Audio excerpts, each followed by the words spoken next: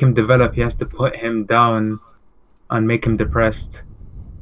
And then he develops, but then for another arc, he has to get depressed again, and then develops, and then so on and so forth. It's more Kubo's way of developing characters rather than the character itself, if that makes sense. So how would you say Togashi writes Gon? I'd say it's just on a constant character development. I mean, when he gets depressed, he improves throughout, the Chimera Ant arc. Well, me personally, I haven't read the manga, so he might have more development in the manga as well. After Chimera Ant arc, the big thing at the end, Gon is out of commission throughout. Till currently is still out of commission from the 13th. Oh, Jesus. So to be fair though, look what happened to him. Like, he lost his fucking Nen, for Christ's sake. He can no longer sense Nen. He can use Nen. Well, isn't it cool? Because if I remember correctly, wasn't it Killua asked him to be put back before, before obviously the Chimera fight with Pito, wasn't it? So that people were saying the only way he could get his Nen back is if he unlocked it again, like he did when Wing taught them. Well, no, he has Nen. There's a conversation. I think it might be manga only that where Jing is talking to Gon. That says you can still use your Nen, you cannot sense it, so it is extremely dangerous because your Nen is that powerful. That's the translation I ran. I did not read the official, so it may be worded where he does not have his Nen. So we'll have to look it up. Well, someone actually replied saying Gon is so overhyped, I like him, but he's just Luffy and Gon with an edgy side, and his transformation is explained and foreshadowed, while Ichigo's are arseballs. Agreed. Yeah, someone also quote tweeted and said, I prefer Ichigo, but I'll say Gon is a better character. Well, Ichigo's transformations are explained and foreshadowed as well. Well, except Muget's. Yeah, except that. But everything else is explained and foreshadowed. Even the final... Let me see if I can find that panel. Because I have the... I think it was in this one. Leave it to the motion manga editor to have a panel. Yo, Amai's got those scans, bro. I got the official scans now. This one. We are at 126 votes, 61% gone. Yeah, but this panel foreshadows, 300 chapters after his power. His final, his true final Bankai, where he uses his hollow abilities. Yeah. So his powers have been foreshadowed for a while. It's just Kubo's way of ending arcs has always been through Aspals. You got Mugetsu, and then you got the arrow, the Quincy arrow. Ooh, I got a question. Hunter versus Bleach. Amias, better arc, Chimera Ant or Hueco Mundo? Well, Hueco Mundo, because we know somebody that says Hueco Mundo. Oh, Hueco Mundo is one of the weakest arcs of Bleach, so I mean that's 100% Chimera arc right there. Okay, what about Soul Society versus Chimera Ant arc? That, I'd say it's... I mean, maybe Chimera arc would win by a little bit, but it's not like a huge... If we went moment to moment, I would give it Chimera Ant. Overall, honestly, with that one, I would say Soul Society. It'd be a narrow margin. Yeah, but the thing with Soul Society is you can't really class it as one arc just because it's technically three arcs. It's technically three. And not just that, it just introduces stuff I guess explained way later in the Everything But the Rain, like Cayenne's backstory and Ichigo's power when he fought against Kenpachi. This one right here. Yeah, where the hollow mask comes behind him. That's a great scene in the anime.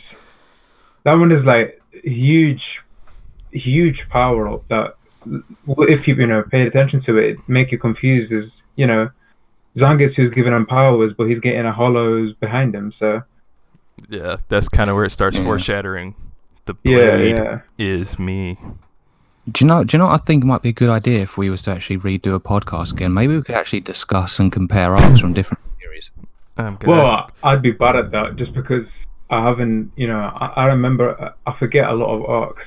I mean, right now I'm recording this off the cuff, just in case you didn't read that in the group chat. I saw that. I mean, to be fair though, like a lot of people tend to compare Bleach and Naruto, like when it comes to arcs and characters wise. I think that's just because they were former big three, but they're like very different.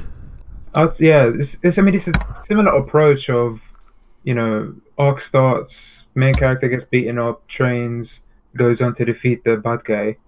Very similar approach, but I'd say fundamentally Naruto focuses more on Aspals than Bleach.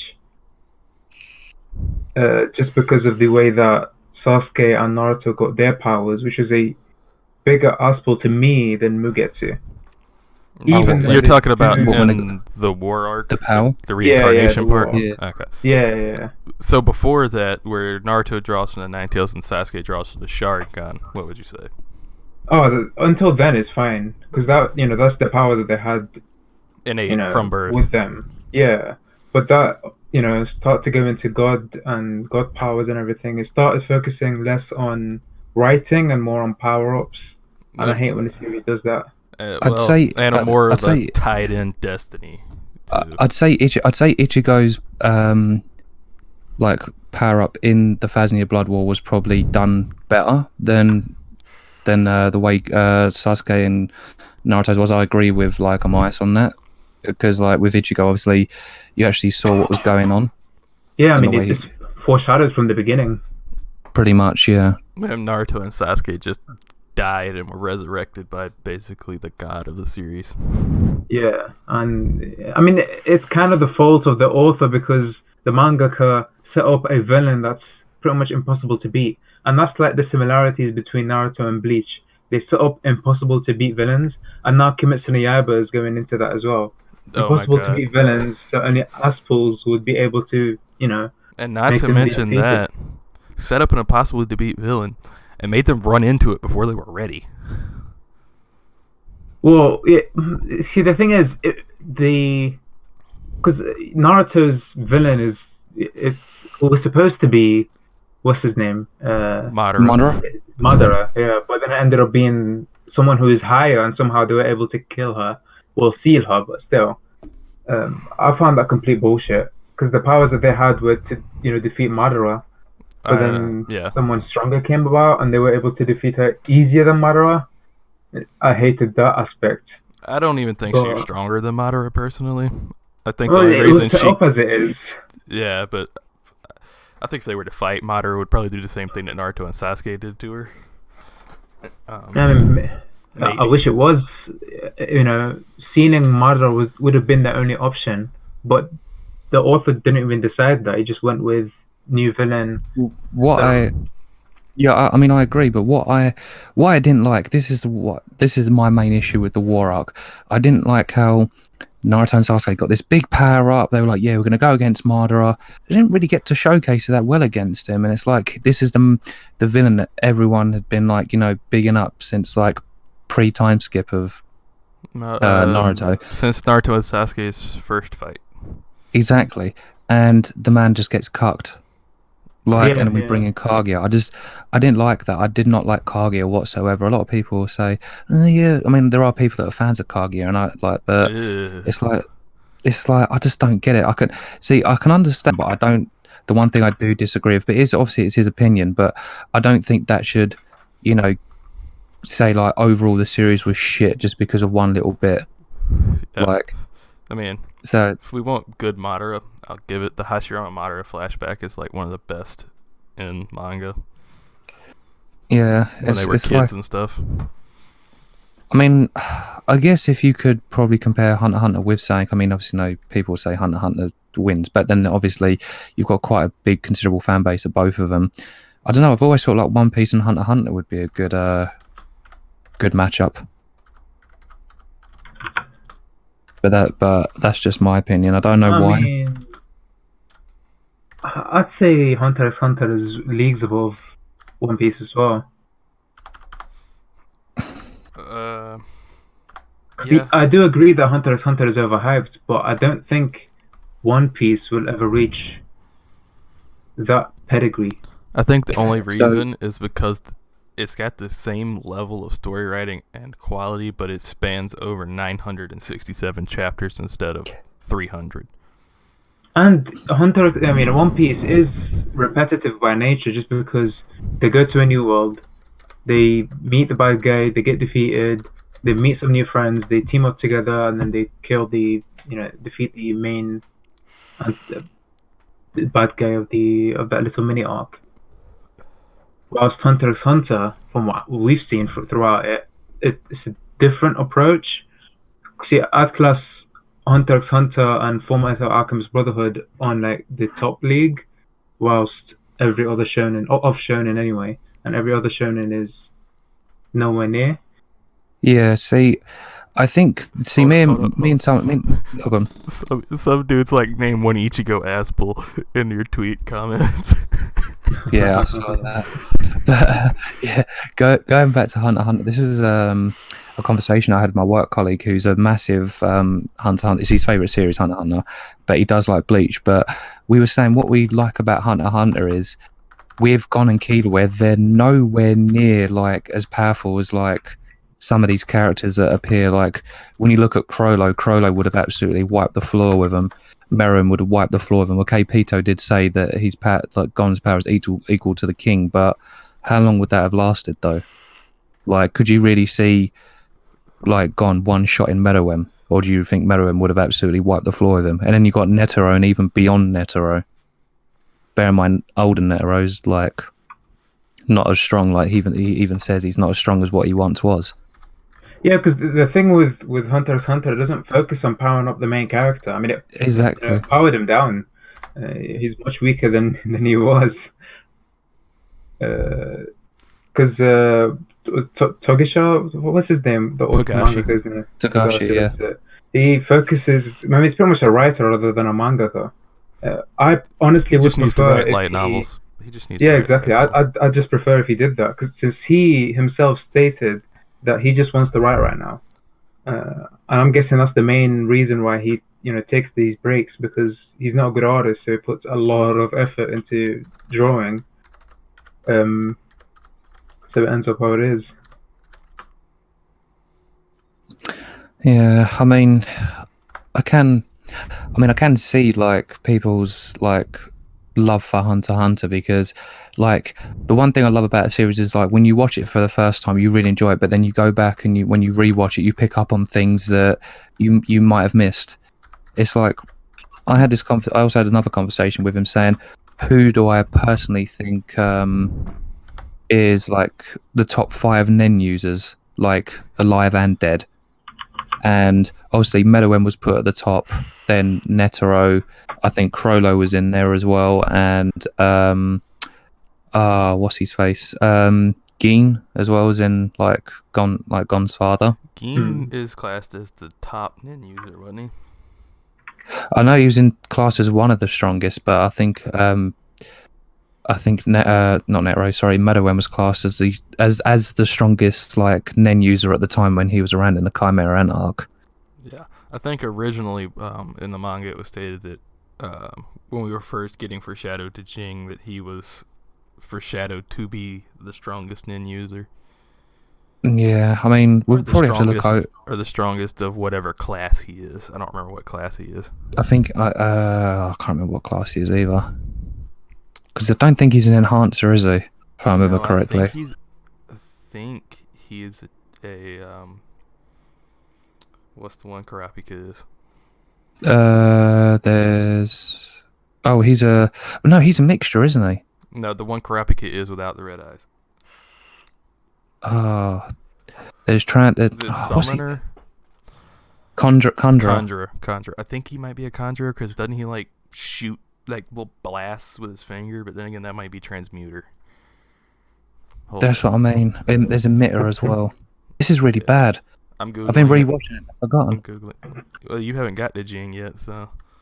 No, Kurapika is a specialist. He's a conjurer, and he's a specialist in his eyes turn red. Yeah, Because, well, from what I'm seeing, like specialists are basically usually the most overpowered characters there is. Like when you look at Crollo and Meruem, look how strong they were. Yeah. Wait, Merriman was a specialist? I don't remember that. Yeah, Meruem's a specialist. Okay. To be honest, I didn't pay attention. I was too focused on Netero in that fight. I mean, I guess you can kind of see that Crollo is definitely. This is not saying this is biased, but it's not biased. He's definitely in the top 5 considering you look at Killua's father and grandfather. And you know how strong both of them are, and yet I think it was what was it? It was Killua's grandfather. Is his name Zing or something? I can't remember his bloody name. Zeno? Yeah, I believe it. The granddad? Yeah, Zeno, that's the one, not Zing. I don't know why I said Zing. Sorry, it's because it probably begins with Z. But, yeah, no, even Zeno states that if it was a one-on-one and Crollo was going all out, he would win. Yeah.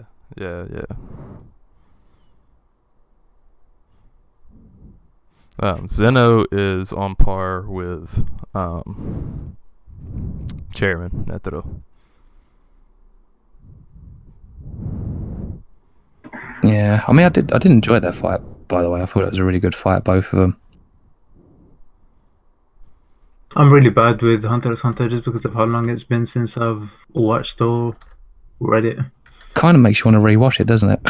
I was wondering, but I'm too busy rewatching Bleach right now.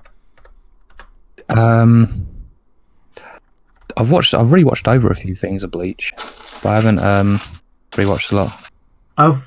My opinion of Bleach has gotten better because there are certain things that I didn't spot before, which I had criticized the series about, that I was able to spot now than before. Probably just because of the amount of times that I've rewatched it, most likely than that. Okay, Gene's not confirmed, but the popular theory is he's an emitter.